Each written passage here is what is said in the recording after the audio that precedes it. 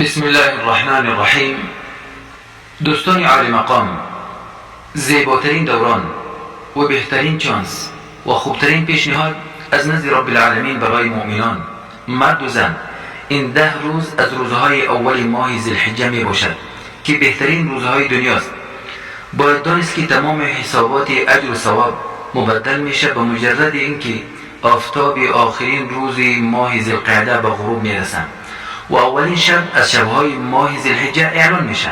هر گونه عملهای شایسته و خوب اجر و ثوابش مبدل میشه به چند برابر، ولکن این پیشنهاد محدد شده است فقط تا مدت 10 روز که او هم از اول ماه ذوالحجه می باشد. پس نباید این چانس را و این فرصت را از دست بدهیم و نباید از پیش ما فوت شود، ولذا باید هر گونه کارهای خوب و عملهای شایسته را انجام دهیم، چرا که این کارهای خوب و عملهای شایسته در این روزها ثوابش بیشتر و در نزد الله تعالی محبوبتر می باشد. اعمالهای شایسته بسیار است و کارهای خوب به اندازه زیاد است. از جمله نمازهای 5 گانه فرضی را به وقت خواندن با سنتهای راتبه و هم فراموش نشود خواندن نماز شب و آن را ختم کند به نماز وتر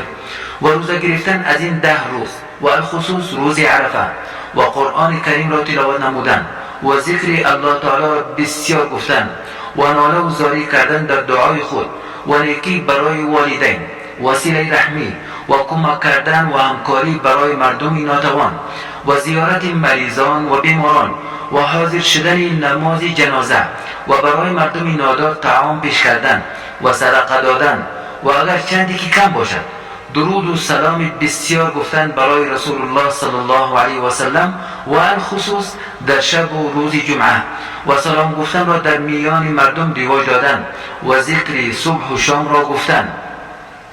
و آزار و اذیت مردم را تحمل کردن و در برابر آن رفتار خوب نمودن و غیره از کارهای خوب و سخنهای زیبا. حداقل نباید زبان خود را از تکبیر گفتن ایستاد کنیم و ایستاد شویم.